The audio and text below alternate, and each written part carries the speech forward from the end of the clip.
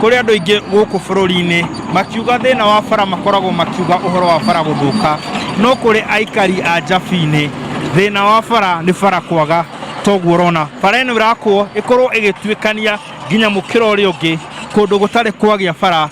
kuma riria mathamire guku ikoretwo na barabara asa miaka mingi ta miaka 30 kuma twahikire guku ona mahinda bara twaheagwo ciana twakona thina mundu tondu mundu ni wakuyo na macega tutiari njira no kwa hinda riri tukenete twamuhecimiwa magathie na mbere gutariria mathina ma wagi wa barabara muno gukorwo riria manyitwo ni thina wa hinahi ni maronaga thina nginya ikuo cia endwa ao. Riu mwanake wakwa anyuire ndawa na haria twahoyaga bara hari na mahigo ngari itangiaingirire uguo akuire wagitwarwo thibitari uguo nitukoretwo na mathina maingi muno guku na tucoketie ngatho ni barabara ino magakenerera kwenjwo kwa barabara ino makiuga riu ni mekuhumuka ria atwatigwo ni andu aria makuite tukuaga andu na ngonia tugathinika mundu itu angirwara tuthiaga kilomita 20 tugathio Laikipia tugacoka tukanyita bara ya guthie Nyeri tena thina munene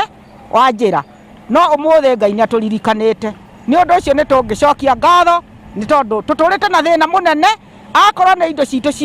riria twarima cibuthagira guku ni kwaga indo cia kuumiria.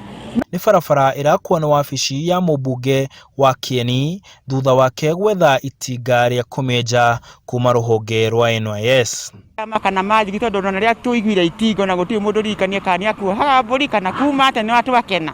na tuona undu mugeni hari tutie tuona ukuma tene no muhecimwe na turikate na njira nene ni undu kwina population nene muno ya andu no muhecimwe kanini kiega hindi ria arakinyo ni kiriro kiao arauga we ni akuhota kumenya uria akuhota kurima barabara ino na mithondeke na njira ria yagirire arathi kuri NYS arahe itinga riri riego nigetha atuike aguteithia andu aguku kundu wetwo Njabi-ini. Na kuo kaunti-ini ya Kirinyaga waki wa barabara cia tauni ya Kirogoya rungu rwa mubango wa kugacirithia matura maria marigiceirie matauni ni uhurite njeki gukura gwa tauni ino na njira nene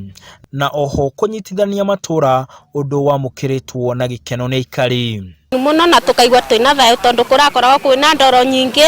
nginya mithiere irakoragwo irona thina nginyagia mirigo ikiumira kuma na guku kundu na kundu kurakoragwo kurona thina ni tondu wa gutora no riu ni turona Kirogoya kena riri tumakenu na tukaigwa ngoro citu cina thayo ni turona Kirogoya ni kwagirite riu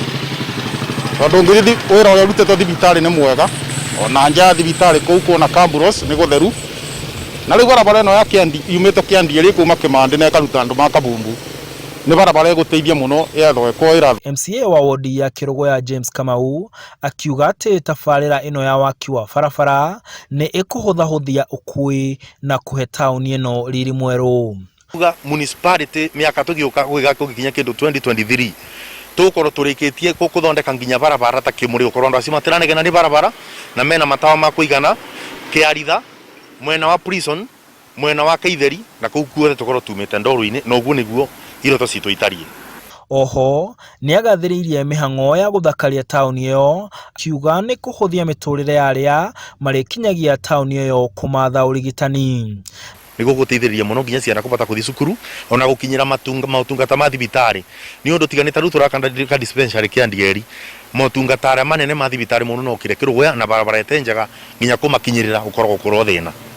Gavana wa kaunti iyo ano iguru ni erega kuga tauni ino niyo igukorwo iri kambi ya urigitani kaunti-ini iyo.